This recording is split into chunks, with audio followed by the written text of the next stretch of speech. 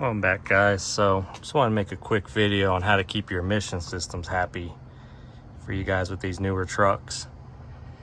And this goes for little car from little Volkswagen, whatever, all the way up to these big trucks, farm equipment, anything that's got these emission DPF SCR.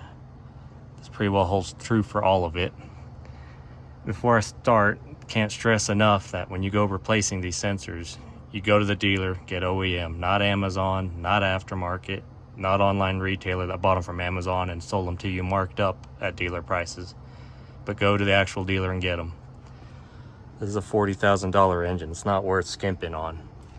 So now that that's out of the way, I just want to say that this pretty well holds true for Cat. Well, if it has emissions, but Cummins, Detroit, Mercedes, Volvo, Scania, John Deere, Powerstroke, Duramax, it'll hold true for all of them. They all have similar sensors that all do similar things. So first off, your intake manifold sensor, pressure sensor. Those tend to get caked up with soot. It'll throw off your boost reading, make it slow, make it off. It'll overspool your turbo, make it overfuel. And they all lead to turbo damage, DPF damage. It's just, you just replace that. I replace them every 100 on stuff that's vocational, pickups, cement trucks, buses. And that's another thing, replace, don't clean. They've gone through so many heat cycles, they're delicate as it is. You go in there spraying stuff in them, you're never gonna make it right. So next on the list is your crankcase filter. This one I believe is a non-serviceable if I remember right.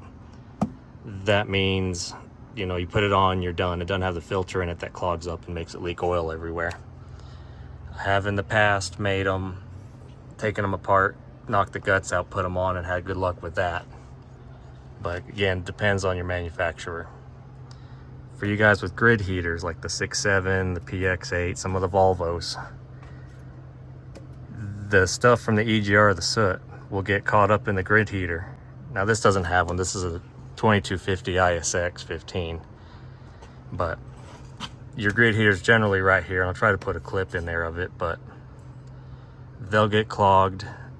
It'll restrict airflow, it'll overfuel, frequent regens, clog up your DPF SCR. So that's also another thing to take off, scrape it out, clean it, throw it back together.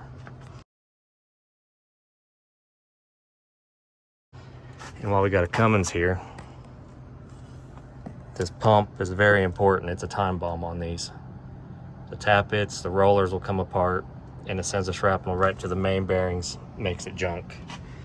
You used to be able to get a head repair kit and the tappets from Cummins.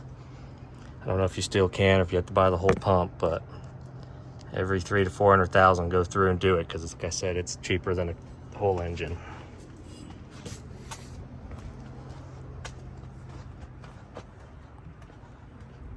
Going around to the other side, here we have your EGR valve. Now when you get EGR low flow codes and stuff like that, in my experience, it's always been because of the cooler being clogged. You'll get some oil buildup from the turbo going bad, coolant, contamination, makes it sticky, makes it clump up, and then it just clogs up. Now, if you have all the time in the world, yeah, you can clean it out, but in my experience, I can have one of these off and back on the truck quicker than I can clean it out. Next up's your doser injector. Guys say they can clean them. I've never had good luck cleaning it. It's one of those deals where if it's dribbling fuel, you'll lose prime overnight. It'll pretty well cause a uncontrolled reaction in the DPF, and the thing will be always regenning. Even though it's commanded off, it'll still be dripping fuel in it. So that's another one. Just ever so often check them. Do the doser test with it out of the truck. If it leaks or anything, replace it. That's your inlet knock sensor. Those usually will give you a code, and 9 times out of 10 it's bad. And your EGR valves, I don't think these are prone to caking up. Some of your ones like the Max Force, International, that style, they do cake up, and those you just replace. Here you have your EGR delta sensor. I always replace these. Make sure you put it on the right direction, because if you put it on backwards, and I've seen it done, it'll throw it out of whack. But there'll be 2 ports under it. I always take a coat hanger and some wire, clean it out, run compressed air, run some brake cleaner through it, put it back together. This one, I think it's an EGR temp, I don't remember. No, that one is. Like I said, I don't remember what this is, but practically anything that touches soot, replace, don't clean. This one's very important. It's your turbo, or it's your exhaust back pressure. It runs your turbo. On these Cummins, it helps with the misfire on the injectors. These, you replace them, you clean this block out. I always replace the line. Don't have to, that's just me. So another important thing to keep these healthy, and my fat finger's in the way, exhaust leaks. Exhaust leaks, this thing needs the heat and the flow through the DPF. So if you have any kind of leak, you won't get the heat, you won't get the flow, and it'll always try to regen, even though there's nothing wrong with it.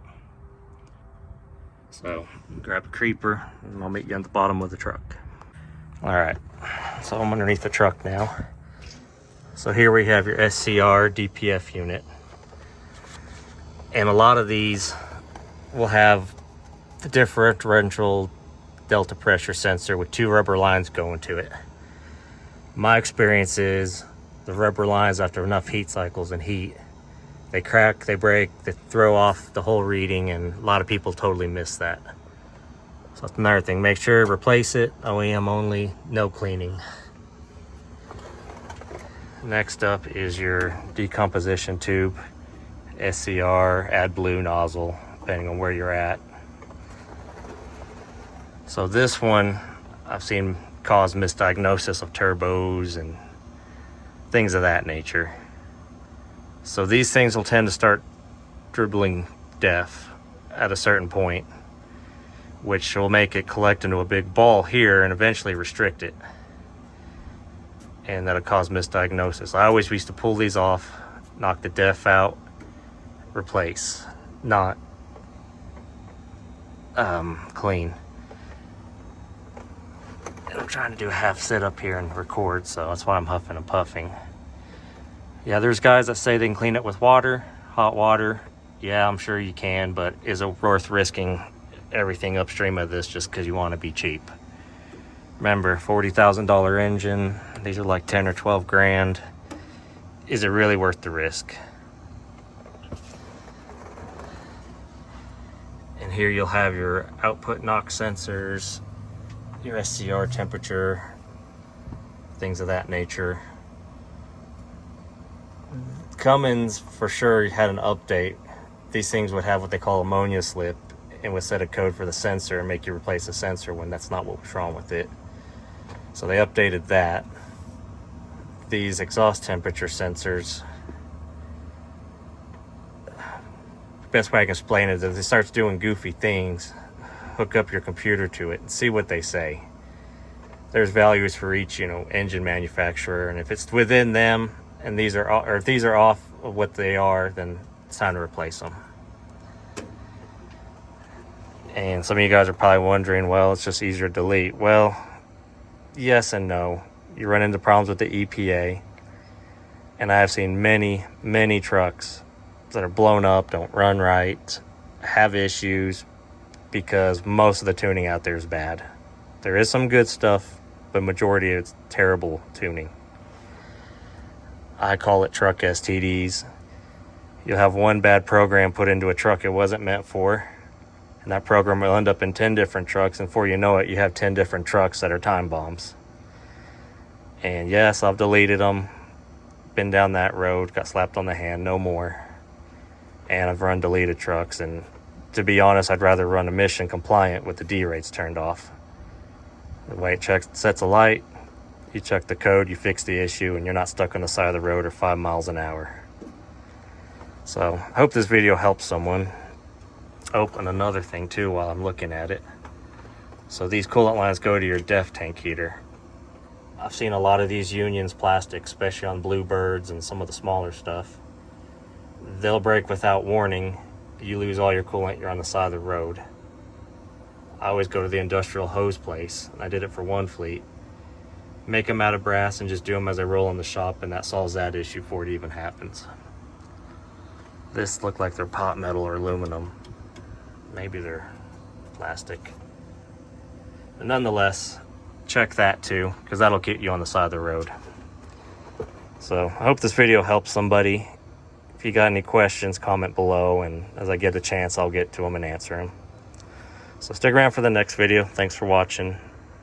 Till next time.